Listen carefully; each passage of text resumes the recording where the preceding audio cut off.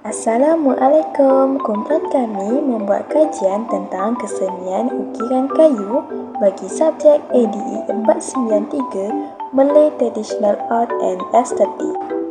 Jom kita lihat.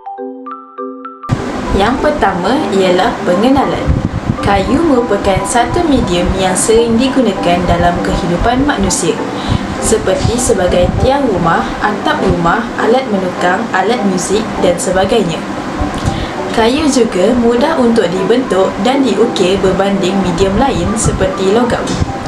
Oleh itu, kayu digunakan sebagai medium utama dalam ukiran Melayu kerana sifatnya yang mudah diukir namun bertahan lama untuk jangka masa yang panjang.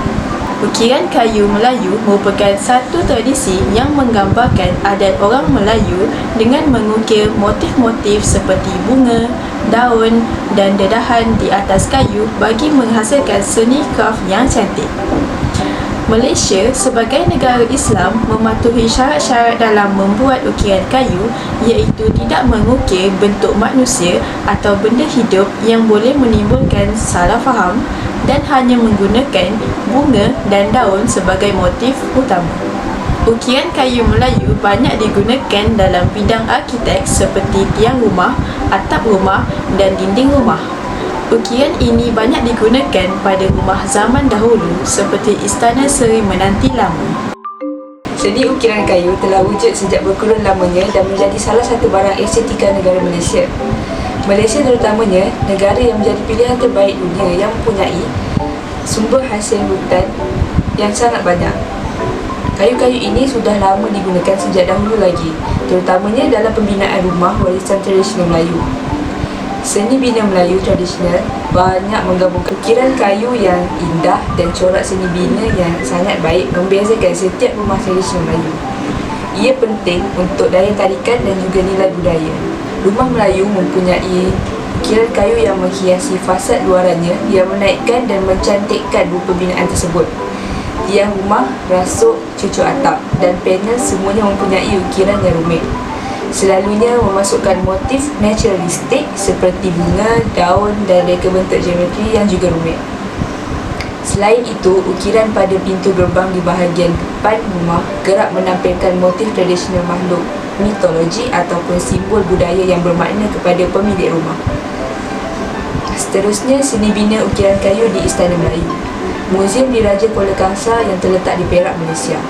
Ia terletak di Istana Kenangan yang telah dibina sebagai Istana Diraja pada tahun 1926.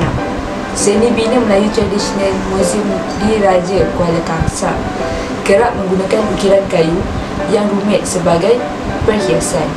Pada tiang, rasuk, bingkai tingkap, pintu dan juga elemen seni bina yang lain, ukiran ini dapat dilihat. Simbol corak Islam dan juga tema semula jadi turut diterapkan di dalam ukiran istana ini. Pertukangan kayu dan ukiran kayu adalah dua daripada perdagangan tertua di kawasan negeri Terengganu. Selain mencipta ukiran kayu yang indah, tukang kayu Terengganu terkenal dengan kebolehan mereka membina rumah dan juga buat tradisional tanpa menggunakan sebarang paku. Terdapat 3 jenis ukiran kayu di Terengganu. Yang pertama sekali, ukiran limas. Ukiran ini memasukkan susunan simetri yang berunsurkan geometri dan juga bunga. Selain itu, ukiran Terengganu. Ukiran ini memasukkan pelbagai kaedah estetika, reka bentuk bunga dan juga geometri. Ia juga sering digunakan sebagai elemen hiasan dalam kraf, tradisional perabot dan juga seni bina. Akhir sekali, ukiran daripada kapal Pulau Duyung. Gaya ukiran kayu khas kraf ini dikenali sebagai ukiran bot kapal Pulau Duyung, di mana ia melibatkan ukiran kompleks pada perahu bot tradisional Melayu yang diperbuat daripada kayu.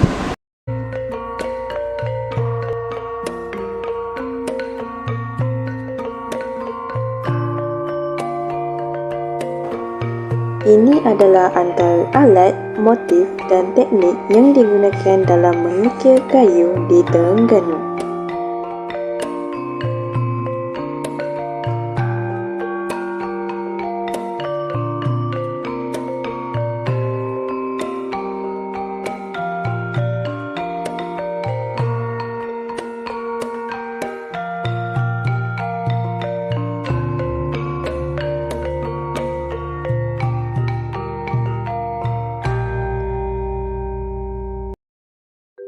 Seni ukiran kayu Muzium Seni Kraf Orang Asli terletak di Jalan Damansara, Kuala Lumpur. Pembukaan rasmi muzium adalah pada 2 Mei tahun 2000 setelah menjalani proses pengubahsuaian dan penambahbaikan selama 6 tahun. Di dalam Muzium Kraf ini terdapat banyak artifak terutamanya seni ukiran kayu yang telah dipamerkan. Antara pameran seni ukiran kayu orang asli yang popular ialah topeng suku kaum Mahmeri dan juga suku kaum Jahat. Hubungan antara ukiran kayu orang asli dan juga orang Melayu. Orang asli dan orang Melayu mempunyai adat kesenian yang tersendiri, terutamanya dalam ukiran kayu.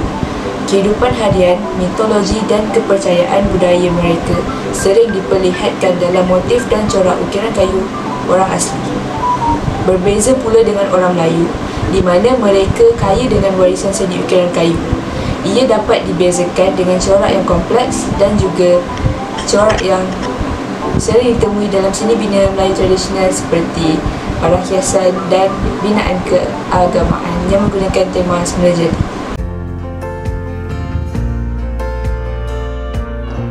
Ini merupakan antara pameran yang terdapat di dalam Muzium Seni Kraf Orang Asli di Kuala Lumpur. Kebanyakan ukiran kayu di sini adalah berdasarkan manusia atau patung yang menjadi kepercayaan orang asli.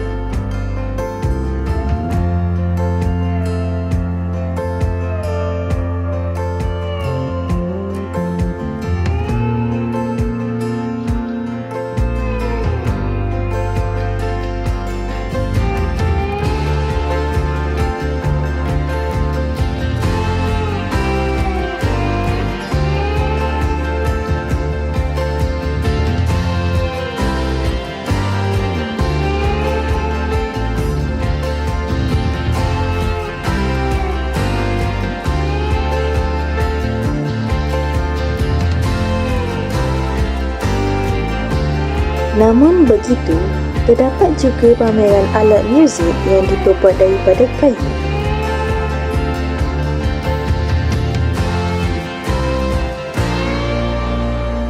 Oleh itu, jelaslah bahawa seni ukiran kayu ini boleh digunakan dalam pelbagai situasi bagi menambahkan kecantikan kepada sesuatu benda. Seterusnya adalah biodata Wan Mustafa. Wan Mustafa Wan Su merupakan seorang usahawan kraf ukiran kayu dari Besut, Terengganu. Beliau dilahirkan pada 5 Mei 1939 di Pengkalan Kubur Tumpat, Kelantan. Bagaimanapun, usaha beliau dalam bidang ukiran kayu mendapat ilham daripada arwah bapanya, iaitu Haji Wan Su bin Osman, yang juga dikenali sebagai pengukir kayu yang pernah menerima anugerah Tokoh Seni Negara. Akibatnya, bapa Wan Mustafa Wan Su menanamkan minatnya dalam berbagai bidang ukiran kayu dan dia mencubanya. Beliau telah berjaya membuka galeri seni Wan Mustafa Wan Su yang pakar dalam bidang ukiran kayu. Seterusnya adalah biodata Wan Su bin Osman. Wan Su bin Osman dilahirkan pada tahun 1899 di Pangkalan Kubur Tumpat, Kelantan. Pada mulanya, beliau membuat kraf tangan seperti penghasilan semula perahu layar, wayang kulit dan wang yang cantik. Hasilnya, beliau telah memenangi kejohanan ukiran model perahu Terengganu pada tahun 1947, 1948 dan 1949, dan beliau telah mengasaskan bengkel seni ukir Wan Su di Kampung Alor, Lintang pada tahun 1965. Pada 9 Oktober 1993, beliau telah dinobatkan sebagai tokoh budaya ASEAN di Bandar Seri Begawan, Brunei Darussalam, dan pada tahun 1997 beliau mendapat anugerah seniman negara yang ketiga. Seterusnya adalah biodata Haji Abdul Latif bin Long. Encik Abdul Latif bin Long dilahirkan pada 22 Disember 1946 di Kelantan. Rekaannya telah digunakan sebagai hiasan pintu dan dinding di pelbagai bangunan penting. Antaranya termasuklah Bank Bumi Putra Malaysia Berhad iaitu BBMB dan pejabat penerbangan Malaysia iaitu MAS di London, Tokyo, Hong Kong dan juga Los Angeles. Seterusnya adalah awan larat.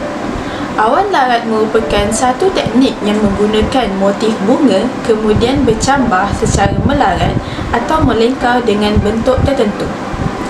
Awan larat menggambarkan ikatan silaturahim yang rapat antara budaya Melayu, alam semula jadi dan seni kreatif. Seterusnya adalah struktur awan larat. Awan larat melambangkan bagaimana bunga yang menjala hidup atau seperti awan yang sentiasa bergerak dan melarat di atas langit. Oleh itu, awan larat mempunyai akar atau disebut ibu yang menjadi tema atau punca kepada segala dahan dan lingkaran yang terhasil daripadanya. Garisan ibu lebih tebal berbanding lingkaran yang lain dan menghasilkan reka bentuk yang stabil. Tanpa ibu tersebut, awan larat yang lain tidak dapat dihasilkan. Awan larat juga menunjukkan pergerakan pucuk bunga yang melingkar ke segenap ruang menghasilkan satu corak yang menarik. Beberapa bentuk awan larat ialah garisan selari, lingkaran seperti ombak, pengulangan dan reka bentuk terperinci. Seterusnya adalah penggunaan awan larat dalam arkitek. Awan larat banyak digunakan dalam bidang arkitek Melayu, terutamanya di rumah-rumah lama dan istana Melayu seperti Istana Seri Menanti Lama. Istana Seri Menanti Lama mempunyai ukiran kayu awan larat yang sangat cantik, terutama di tiang, dinding dan bumbungnya.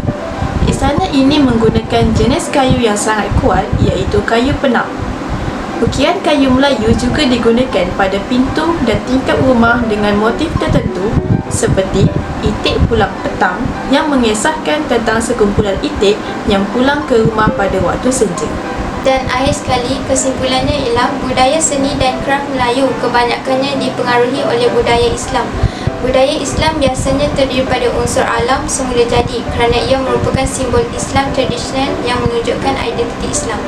Ungkapan seni Islam merujuk kepada kedua-dua cara seni itu sendiri dibuat khusus untuk agama Islam seperti masjid dan perabotnya, serta seni dan seni binanya dari segi sejarah yang dibuat di negara yang diperintah oleh orang Islam oleh pelukis Islam. Dalam seni dan kraf Melayu, corak ukiran kayu dan kaligrafi merupakan elemen yang terpenting yang melambangkan rupa estetiknya bagi menunjukkan bagaimana kraf Melayu itu dibuat dengan baik oleh pengkarya. Sebagai contoh, kraf karya Wan Mustafa Wan Su dalam ukiran kayu memperlihatkan betapa kraf Melayu mempunyai keunikan yang tersendiri dalam setiap aspek estetika yang kemudiannya memperkenalkan prinsip awan larat. Terima kasih, itu sahaja daripada kami.